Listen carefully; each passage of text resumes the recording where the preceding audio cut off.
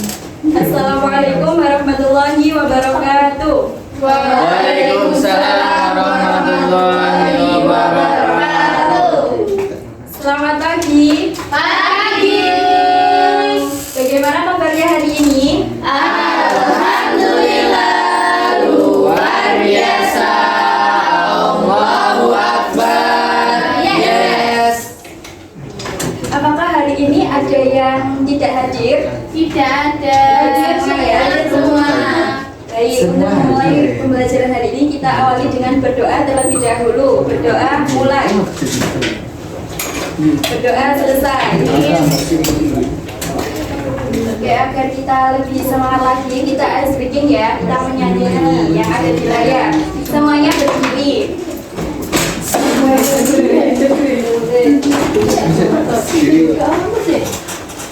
Kita menyanyi. Gimana tenaganya, Bu? Oke, buka mulutnya. Sampai selesai. Ayo, kita bareng lagi ya. 1, 2, 3. Buka mulutnya. Mana giginya? Maju mulutnya. Mana senyumnya? Buka mulutnya. Ini huruf kal a i u e o. Sudah, Bu. Ya, sambil kembali. Pada hari ini kita akan mempelajari tentang klasifikasi makhluk hidup. Menurut teman-teman, batu itu termasuk makhluk hidup atau benda mati? Benda mati. Kenapa tumbuhan itu bisa tumbuh sedangkan batu itu tidak bisa tumbuh? Karena tumbuhan Batu benda mati. Karena tumbuhan hidup, Bu. Ya, benar. Jadi kita bisa lihat di sekitar kita ya, terdapat banyak sekali makhluk hidup atau benda yang berbeda. Untuk kita lebih mengetahui lebih jelasnya lagi, kita akan mempelajari pada materi kali ini.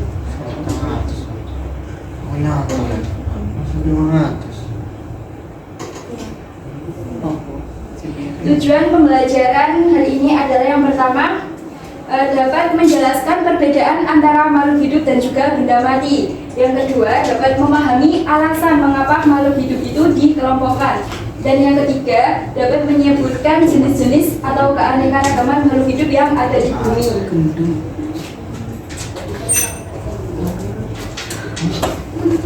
Yang pertama ada makhluk hidup atau benda mati.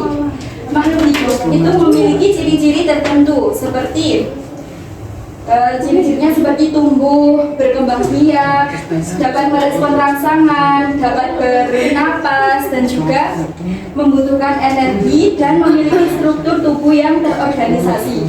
Sedangkan kalau benda mati itu kebalikan dari makhluk hidup. Kalau benda mati tidak dapat berkembang biak atau tumbuh. Contohnya seperti batu, tanah, air, angin. Bisa.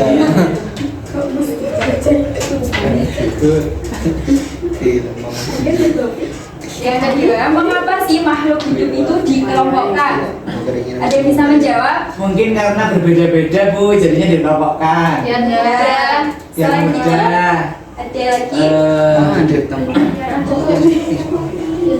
Ya, yang pertama, untuk mempermudah dalam mempelajari dan memahami keberagaman makhluk hidup. Yang kedua, dapat membantu dalam mempelajari hubungan antara berbagai jenis makhluk hidup. Dan yang ketiga, untuk mempermudah pengelolaan sumber daya alam dan konservasi. Yang berikutnya adalah sistem pengelompokan makhluk hidup. Pengelompokan makhluk hidup itu dapat dilakukan berdasarkan kesamaan ciri atau karakteristik tertentu, seperti bentuk tubuh, cara berkembang biak, dan jenis makanannya. Contohnya, klasifikasi makhluk hidup seperti berikut. Nah, klasifikasi makhluk hidup itu dapat dilihat dengan menggunakan sistem taksonomi yang terdiri dari beberapa tingkat. Setiap tingkatan ini itu namanya takson. Nah, urutan takson yang paling tertinggi ke yang paling terendah adalah yang pertama ada kingdom, kemudian filum. Filum itu untuk hewan dan atau divisio untuk tumbuhan. Yang ketiga, takson yang ketiga adalah kelas. Berikutnya ordo atau bangsa. Kemudian famili, genus, dan tingkat yang terkecil atau paling bawah adalah spesies. Spesies ini adalah kelompok makhluk hidup yang dapat saling kawin dan menghasilkan keturunan fertil.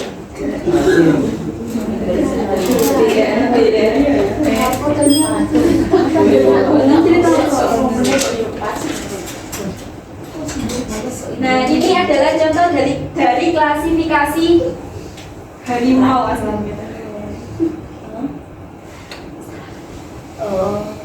Tingkatan takson yang paling tinggi ada kingdom.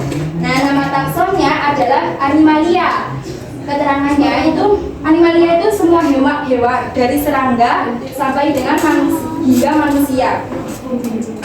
Takson yang kedua ada filum. Nama taksonnya Chordata. Chordata itu adalah hewan bertulang belakang atau memiliki notochorda atau tali saraf. Kemudian ada kelas. Kelasnya adalah kelas mamalia atau hewan penyusui. Yang keempat ada ordo. Ordonya, nama taksonnya adalah karnivora atau hewan pemakan daging.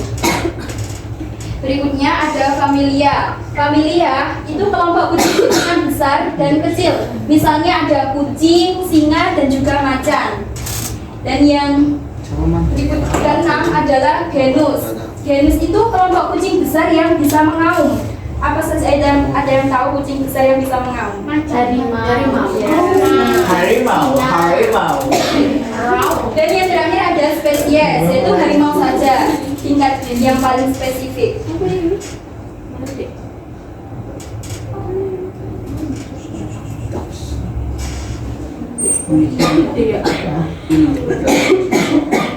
Kemudian keanekaragaman makhluk hidup yang ada di bumi.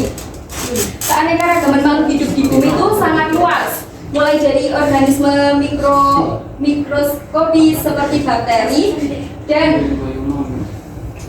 hingga makhluk hidup besar seperti mamalia. Adapun penyebab keanekaragaman ini yaitu ada dua faktor, yaitu faktor lingkungan dan juga faktor genetik.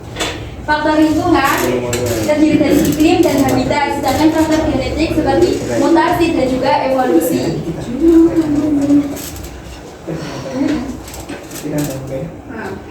Berikutnya, mengapa sih keanekaragaman makhluk hidup itu penting? Mbak Wanda bisa menjawab. Kenapa keanekaragaman makhluk hidup itu penting? Karena keanekaragaman makhluk hidup itu mendukung keberlangsungan kehidupan di bumi. Ya, dan berikutnya Setiap makhluk hidup memiliki peran dalam rantai makanan dan menjaga keseimbangan ekosistem. Betul. Oke,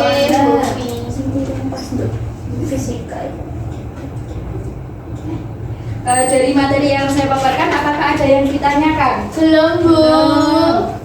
Kalau belum, kita langsung bagi kelompok ya. Kita mengerjakan LKPD. Siap Bu?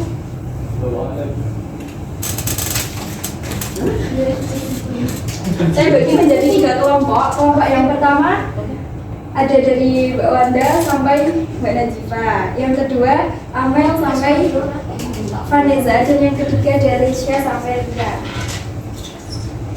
Kasih ya Bu. Iya.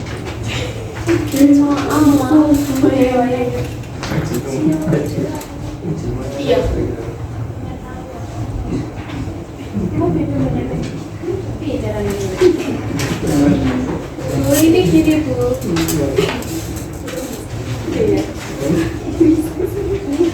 Ini kan ya Bu ya? Iya. Tuh.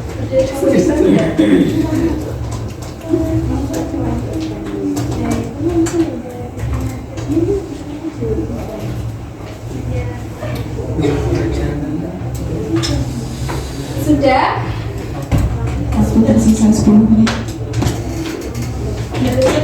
Sudah. Kelompok 2 sudah? Sudah. Kelompok 1 sudah? Boleh dipresentasikan ya satu-satu. Jadi kelompok 1 terlebih dahulu.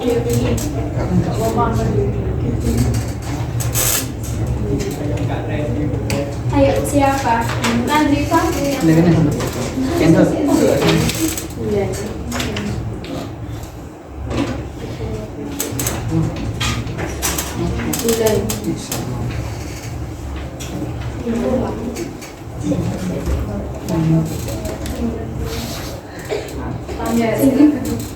Tahunnya baru.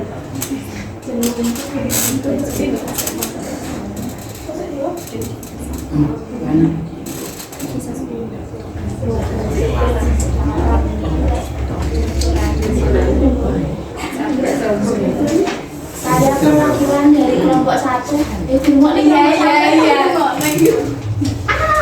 Iya.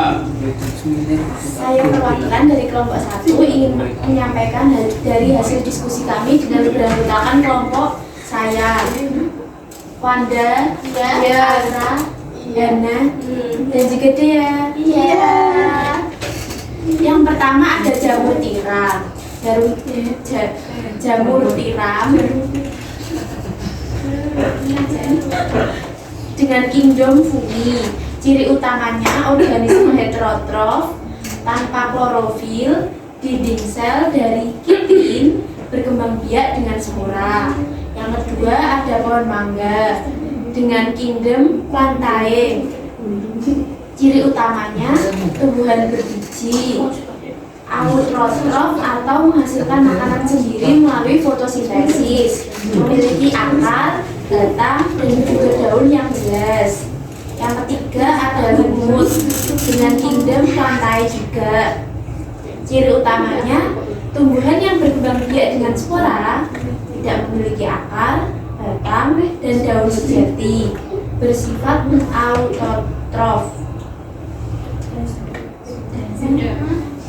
Sudah, Bu? Sudah. Terima kasih. Tepuk tangan untuk Mbak Nandika.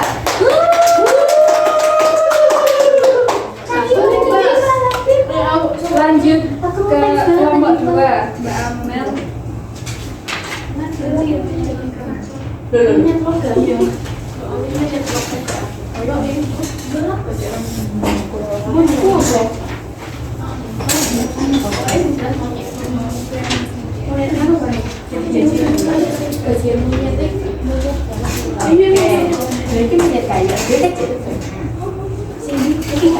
Oke, saya dari kelompok 2 akan mempresentasikan hasil kerja kelompok kami. Menjawab dari aktivitas 2, klasifikasi di dunia nyata. Tuliskan 3 contoh kegiatan dalam kehidupan sehari-hari di mana klasifikasi makhluk hidup itu berguna. Contohnya, aktivitas kehidupan sehari-hari, contohnya itu petani memilih bibit tanaman padi unggul. Penjelasan manfaat klasifikasi. Dengan klasifikasi, petani tahu jenis padi mana yang lebih tahan hama. Terus contoh yang selanjutnya, ada dokter memilih obat berdasarkan jenis bakteri penyebab penyakit. Penjelasan manfaat klasifikasinya, dengan klasifikasi bakteri, dokter dapat menentukan antibiotik yang tepat untuk membunuh bakteri penyebab infeksi. Sudah, tepuk tangan untuk Mbak Vanessa.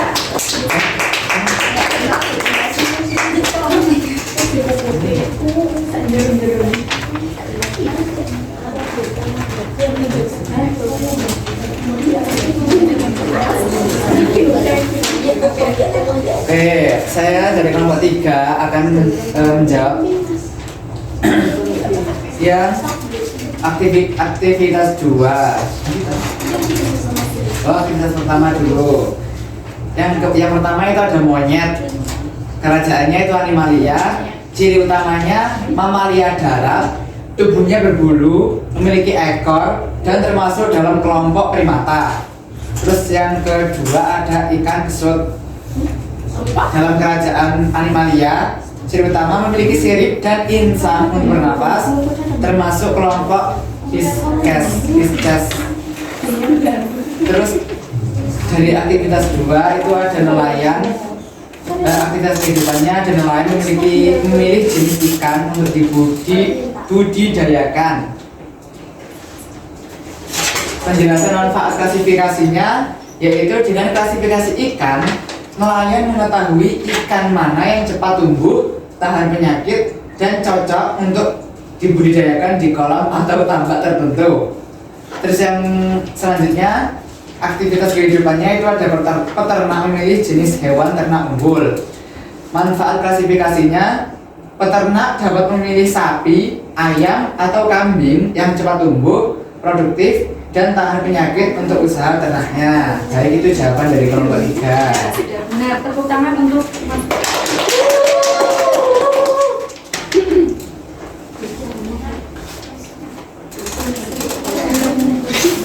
baik. Saya akan menyampaikan kesimpulan pada materi kali ini. Yang pertama, yaitu makhluk hidup itu memiliki ciri-ciri tertentu yang membedakannya dengan benda mati. Yang kedua, pengelompokan makhluk hidup dapat mempermudah dalam mempelajari dan memahami kehidupan di bumi. Yang ketiga, ada keanekaragaman makhluk hidup itu sangat penting bagi kelangsungan hidup di bumi. Sekian dari saya. Mohon maaf. Saya akhiri. Wassalamualaikum warahmatullahi wabarakatuh. Waalaikumsalam.